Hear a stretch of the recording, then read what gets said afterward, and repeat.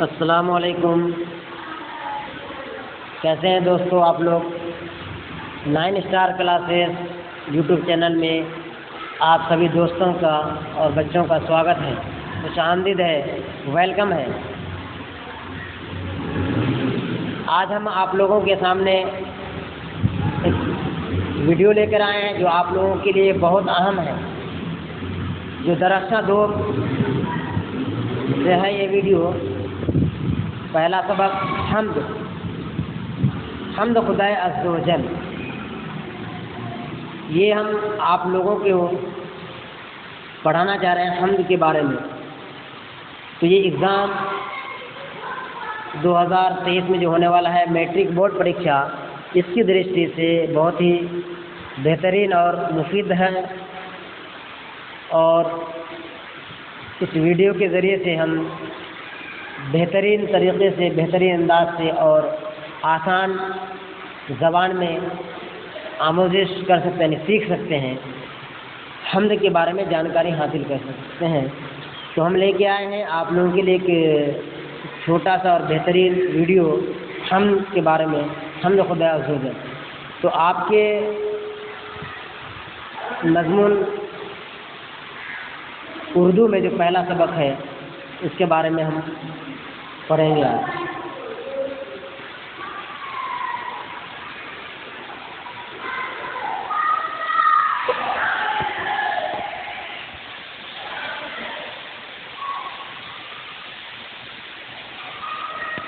تو ہم پڑھیں گے آج حمد کے بارے میں کہ حمد کسے کہتے ہیں. تو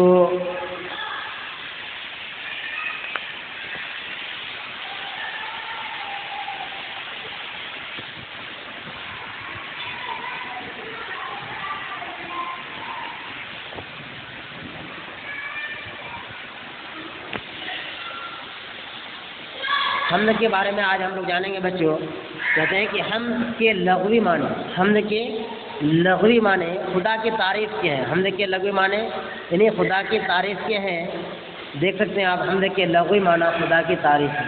جس حمد میں یعنی جس نظم میں اللہ تبارک و تعالیٰ کی تعریف و توصیف بیان کی جاتی ہے اس کو حمد کہتے ہیں.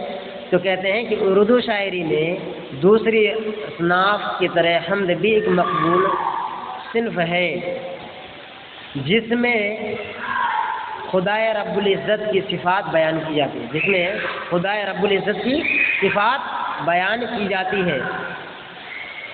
اردو کے تمام شاعروں نے اس صنف میں طبع آزمائی کی ہے. اردو کا شاید ہی کوئی ایسا شاعر ہوگا جس نے حمد نہ کہی ہو. اردو کے کوئی ایسا شاعر شاید ہی ہوگا جس نے حمد نہ کہی ہو. کوئی بھی کلام ہو اس کی شروعات حمد کے ساتھ ہی کی جاتی ہے.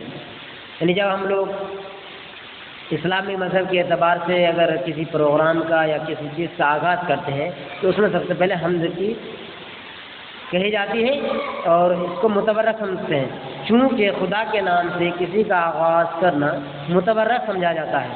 اس لیے بلا تفریق مذہب و ملت اردو کے تقریباً ہر بڑے اور چھوٹے شاعروں نے حمد میں خامہ فرسائی کی ہے اور اپنے قدرت سخن کا مظاہرہ کیا. تو یعنی تقریباً ہر بڑے اور چھوٹے شاعر نے حمد میں خامہ فرسائی کی ہے اور اپنے قدرت سخن کا مظاہرہ کیا. اس کے بعد کہتے ہیں کہ خدا خالق کائنات ہے، یعنی اس دنیا کا بنانے والا ہے. وہ قادر مطلق ہے. خدا خالق کائنات ہے، وہ قادر مطلق ہے. اس کی ذات یگانہ اور ایکتا ہے. یگانہ اور ایکتا نہیں ہے، وہ نہیں، اس کی ذات اکیلا ہے. اللہ تبارک و تعالیٰ اکیلا ہے. نہ اس کا کوئی بھائی ہے، نہ بہن ہے، نہ ماں ہے، نہ باپ ہے، اور اس کا کوئی شریک نہیں. چنانچہ حمد کے اشعار میں صرف اسی ذات واحد کی صفات کو بیان کیا جاتا ہے. چونکہ خدا کی صفات کی کوئی حد نہیں بلکہ وہ بحر بے کراں ہے. اس لیے شاعر کے لیے بہرحال اس بات کی کافی گنجائش رہتی ہے کہ وہ جس قدر چاہے خدا کی بے شمار صفتوں کو بیان کرے، اور دراصل یہی اس صنف کی خاص خوبی ہے. کہتے ہیں کہ کسی بھی شاعر کے لیے یہ گنجائش رہتی ہے کہ اللہ تبارک و تعالیٰ کی بے شمار خوبیوں کو وہ اپنے نظم کے ذریعے حمد میں پیش کر سکتے ہیں، اس کے لیے گنجائش رہتا ہے۔ حمد میں جہاں خدا رب العزت کی صفات کا بیان ہوتا ہے، حمد میں جہاں خدا رب العزت کی صفات کا بیان ہوتا ہے، وہی نعت میں حضور صلی اللہ علیہ وسلم کی شان میں مداحیہ اشعار پیش کیے، یعنی ہمارے آخری نبی محمد صلی اللہ علیہ وسلم کی جو تعریف و توصیف بیان کیے تھے اسے اس نظم کو نعت کہتے ہیں۔ اسی طرح منقبت میں بزرگان دین، خلفائے راشدین اور اولیاء اللہ کی منظور تعریف کی جاتی ہے۔ تو قصیدہ تعریف کی جاتی ہے، تو قصیدہ میں کسی بھی شخص کے اوصاف حمیدہ نظم کیے جاتے ہیں، یعنی قصیدہ میں کسی بھی شخص کے اوصاف بیان کیے جاتے ہیں، یعنی آپ میں سے کوئی اگر آپ کے آس پاس میں کوئی خاص بڑے آدمی ہیں تو اس کے بارے میں بھی کوئی نظم پڑھ سکتے ہیں، تو ایسے نظم کو ہم لوگ کیا کہتے ہیں، اس کو قصیدہ کہتے ہیں۔ تو بچوں آج ہم نے یہ جانا یہاں اس پہلا پیج میں، پہلا صفحہ میں کہ حمد کیا ہے، یا حمد میں کس طرح کے ذکر پیش کیے جاتے ہیں، کس طرح کے باتوں کو شاعر پیش کرتے ہیں، اس کے بارے میں ہم نے جانا۔ تو یہ حمد کو لکھنے والا کون ہے؟ تو شبنم کمالی ہے۔ تو اب آگے ہم شبنم کمالی کے بارے میں جانکاری حاصل کریں گے۔ اس کے بارے میں شبنم کمالی کے بارے میں۔ شبنم کمالی نے ہی آپ کے نصاب میں جو پہلا حمد ہے اس کو لکھے ہیں، جو بہت ہی بہترین ہے۔ کہتے ہیں کہ شبنم کمالی جو ہمارے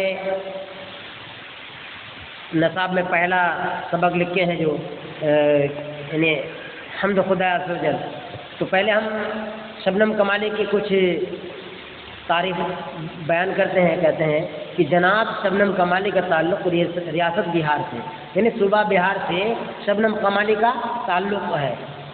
اصل ان کا نام مصطفیٰ رضا ہے، شبنم کمالی کا اصل نام مصطفیٰ رضا ہے، اور شبنم تخلص ہے۔ شبنم اس کا کیا ہے؟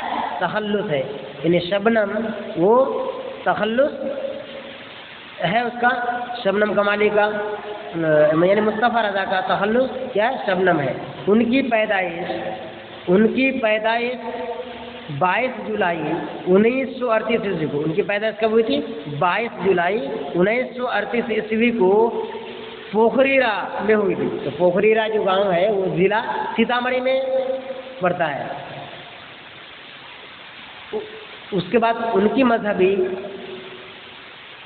منظومات، خاص طور پر نعتیہ شاعری کے کئی مجموعے شائع ہو چکے ہیں۔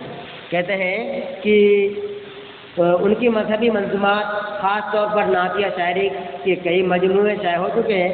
ان میں سے اس میں 5 جو ایگزام کے متعلق بہت ہی اہم ہے، وہ کیا ہے کہ پہلا ہے انوار عقیدت، دوسرا ہے ریاض عقیدت، تیسرا ہے ضیاء عقیدت، چوتھا ہے فردوس عقیدت، اور 5واں ہے صحابہ عقیدت، جو مشہور ہیں۔ یعنی آپ کی اس مضمون میں جو دیا ہوا ہے، یہ شبنم کمالی نے جو نعتیہ شاعری کے کئی مجموعے شائع کیے ہیں، ان میں سے 5 کا یہاں ذکر اس نے کیا ہے، یعنی انوار عقیدت، ریاض عقیدت، ضیاء عقیدت، فردوس عقیدت اور صحابہ عقیدت، یہ مشہور ہیں۔ یہ کیا ہے؟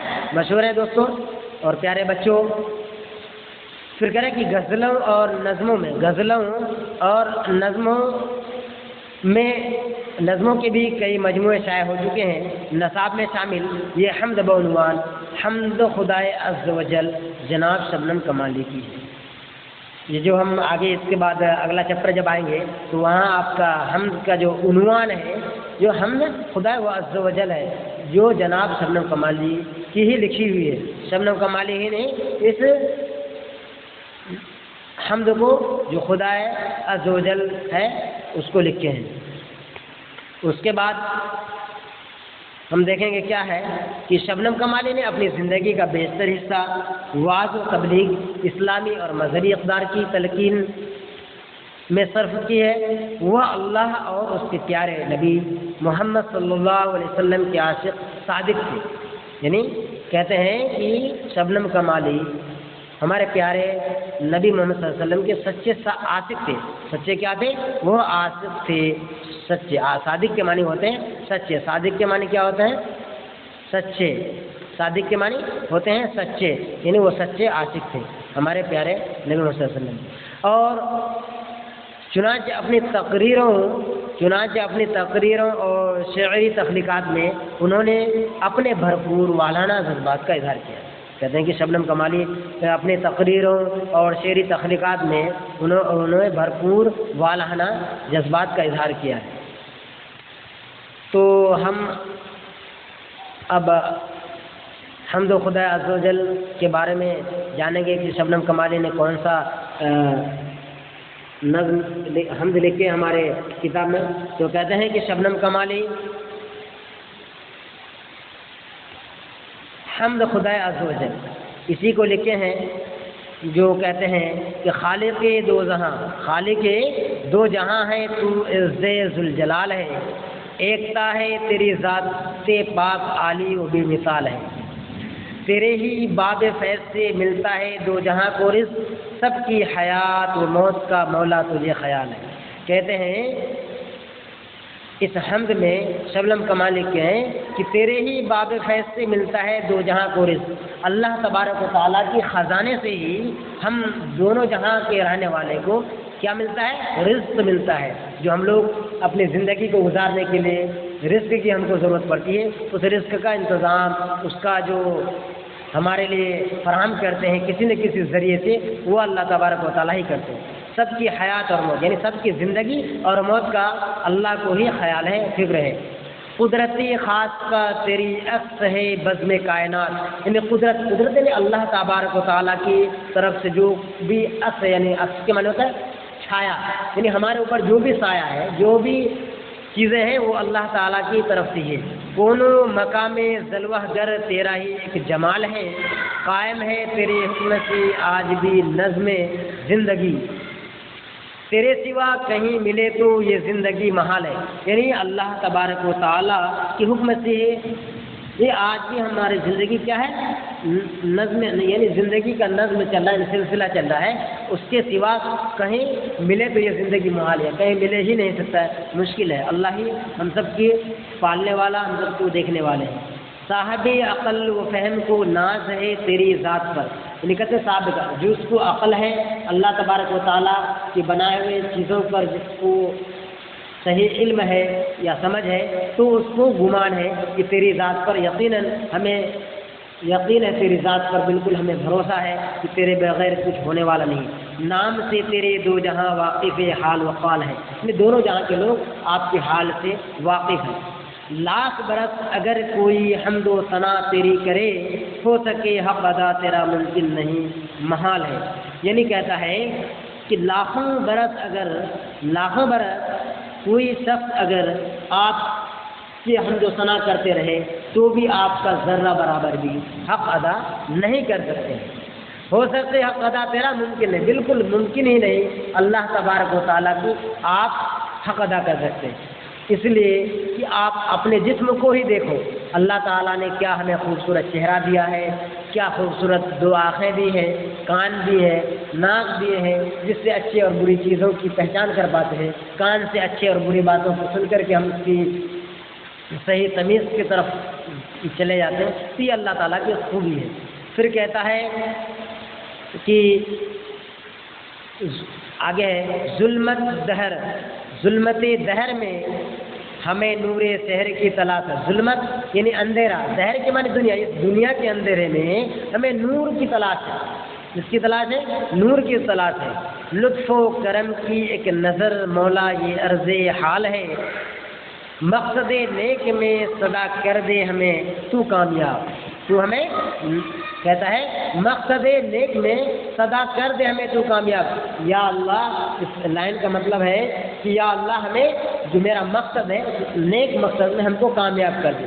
یعنی ابھی ہم لوگ جو بچے پڑھ رہے ہیں کلاس 10 میں، آگے آنے والا ہمارا امتحان ہے فروری میں، تو ہم اللہ سے یہ دعا کریں کہ یا اللہ یہ جو میرا مراحل ہے اس مراحل میں ہم کو کامیابی مل جائے. ہاں اور 10 منٹ لگے گا یہ ویڈیو بنانا. آپ چلے گا کیا؟ ہاں تھوڑا کم ہونے دیجیے. یا آپ اگر جانا چاہیں تو جا سکتے ہیں.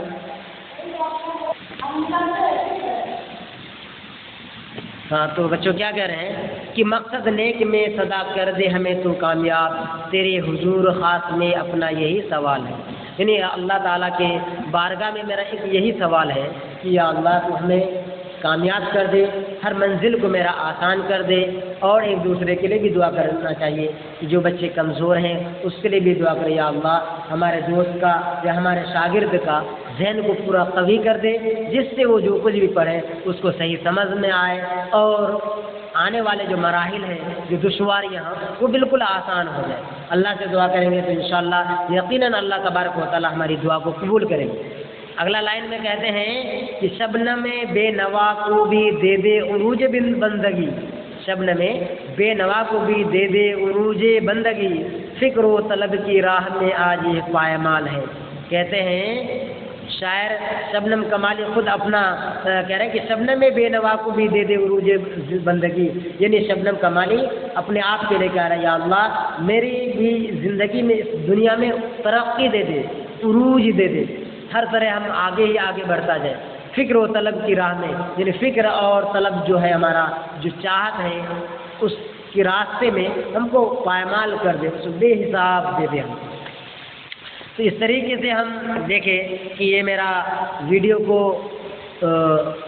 دیکھ رہے ہیں آپ لوگ. اگر میری آواز صحیح پہنچ رہی تو آپ لوگ کو کمنٹ کرنا ہے. اگر آواز زیادہ ہے تو اس میں بھی آپ بتا سکتے ہیں دوستوں. اور میرے پیارے بچوں کی آواز سر بہت زیادہ ہے یا آواز میں اگر کمی ہے تو بھی آپ بتا سکتے ہیں. تھوڑا سا کوئی آ گئے تھے تو آواز میں تھوڑا خلل ہوا ہوگا، لیکن آپ لوگ اپنے کمنٹ باکس میں ضرور ہم کو اس کے بارے میں بتائیں گے.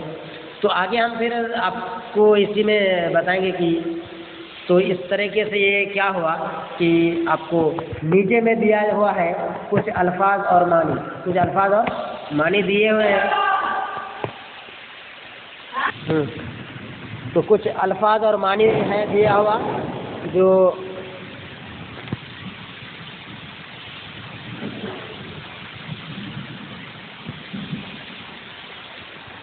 الفاظ اور معنی کو بھی بچے یاد کریں گے. تو کہتے ہیں کہ حمد پہلے بتا دیے ہم لوگ، آپ لوگ کو امید ہے کہ یاد ہو گیا ہوگا. حمد کے معنی ہے خدا کی تعریف، حمد کے معنی ہے خدا کی تعریف.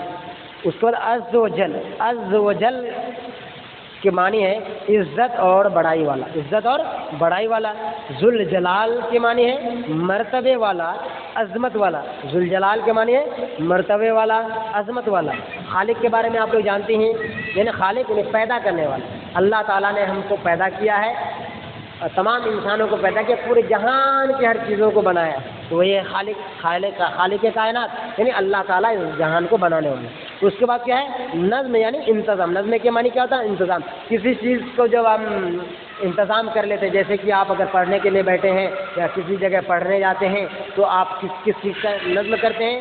تو سب سے پہلے تو آپ کتاب، کاپی، قلم، اس کے بعد پھر کہیں بیٹھنے کا نظم کرتے ہیں. وہاں ہم آسانی کے ساتھ بیٹھ کر کے پڑھ سکتے ہیں. اس کا کہتے ہیں ایکتا. ایکتا کے معنی ہوتا اکیلا کوئی شریک نہیں اس کا. ایکتا اکیلا اس کا کوئی شریک نہیں.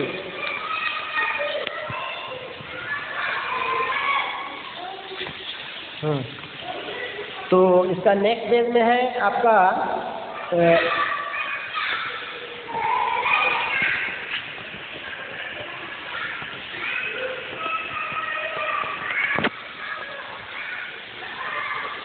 تو ثنا کے معنی ہوتا ہے تعریف. ثنا کے معنی تعریف ہے.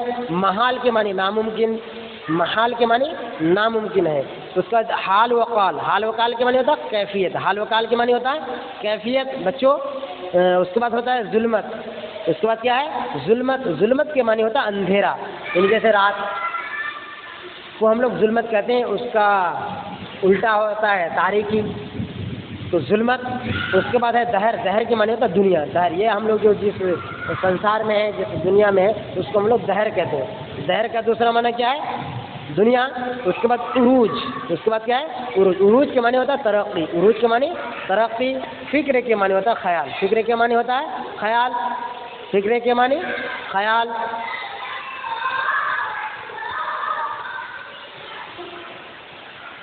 تو بچوں فکر کے معنی کیا ہو گیا؟ خیال ہو گیا. اس کے بعد بے نوا کے معنی ہوتا ہے خاموش. بے نوا کے معنی خاموش ہوتا ہے.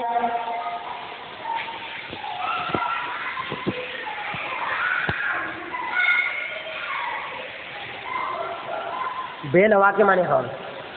تو آگے بچوں اسی میں ہم دیکھیں گے کیا کہتا ہے. آپ نے پڑھا کیا پڑھا؟ ہم دیکھیے ان اشعار میں خدا کی بارگاہ میں عقیدت اور محبت کا اظہار کیا گیا ہے. یہ تو ظاہر ہے کہ خالق کائنات کی ستائش الفاظ میں ممکن نہیں، لیکن بندہ اپنے طور پر اس بات کی کوشش کرتا ہے. بندہ لیکن اس بات کی کیا کرتا ہے؟ کوشش کرتا ہے کہ اس کی حمد و ستائش میں کوئی کمی نہ رہ جائے. اس نظم میں شاعر یہ بتاتا ہے کہ اللہ دونوں جہاں کا پیدا کرنے والا ہے. اس کی پاک ذات کی کوئی دوسری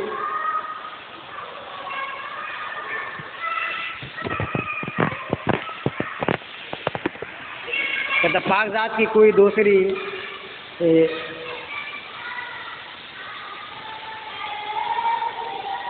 اس کی پاک ذات کی کوئی دوسری مثال نہیں دی جا سکتی.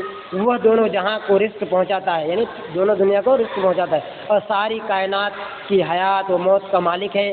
پوری کائنات میں اسی کا جلوہ نظر آتا ہے، یعنی پوری دنیا میں اللہ تعالیٰ کا ہی جلوہ نظر آتا ہے. اس کا حسن ہر طرف پھیلا ہوا ہے. اس نے زندگی کا نظام مرتب کیا، یعنی پوری زندگی کا نظام کو اسی نے بنایا، اسی نے سیٹ کیا ہے، اسی نے بالکل کس انداز میں ڈھالا ہے یہ خدا ہی کو معلوم ہے. لیکن ہم لوگ اس کی قدر، اس کی اہمیت کو بھول بیٹھتے ہیں. کہہ رہے عقل والے لوگ اس کی ذات کو سمجھنے کی کوشش کرتے ہیں. اللہ تعالیٰ نے جس کو عقل دیا ہے، شعور دیا ہے، وہ اس کو سمجھنے کی کوشش کرتا ہے.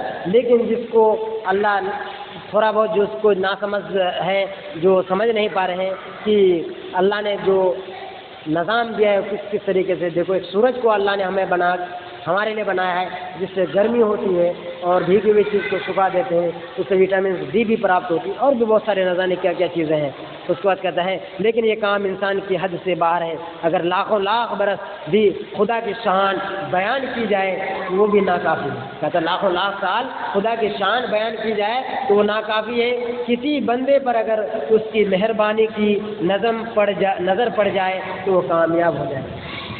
تو دوستو آج ہم نے اس ویڈیو میں بہت سہل انداز میں پڑھایا ہے، لیکن آپ لوگ اپنے کمنٹ باکس میں ضرور لکھیں گے کہ اس ویڈیو میں جو آپ لوگوں نے اس چیز کو پڑھا، تو بچوں آپ نے جو پڑھا اس میں حمد کے بارے میں، پھر اس کے بعد دوسرا آپ نے پڑھا کہ شبنم کمالی کے بارے میں، اس کے بعد پھر حمد و زجل کے بارے میں جو ہم نے پڑھایا، اس میں آپ کو کیسا لگا اس کے بارے میں اپنے کمنٹ باکس میں ضرور پیش کریں گے. اس کے بعد ہم آپ کو اس کا اگلا ویڈیو ہے اس کا سوال و جواب پیش کریں گے. اور کمنٹ باکس میں ایک سوال ہم آپ کے لیے پیش کرتے ہیں کہ آپ ایک چیز یہ بتائیں گے دوستو کہ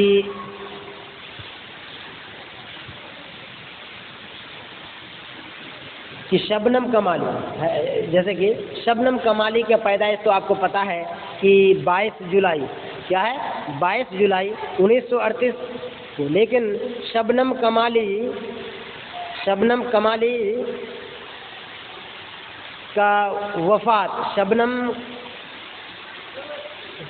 کا وفات کب ہوا تھا، یہ آپ لوگ کمنٹ باکس میں ہم کو ضرور بتائیں گے. کمنٹ باکس میں ضرور بتائیں گے کہ شبنم کمالی کا وفات کب ہوا تھا. کیا ہوا تھا؟ کب ہوا تھا.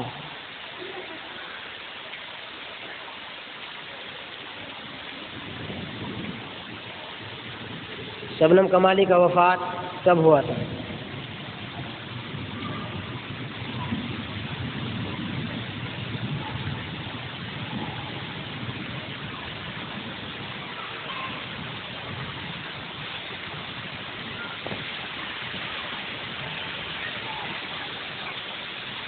تو ہم دیکھیں گے کہ ہاں آپ لوگ دیکھ پا رہے ہیں کہ شبنم کمالی کا وفات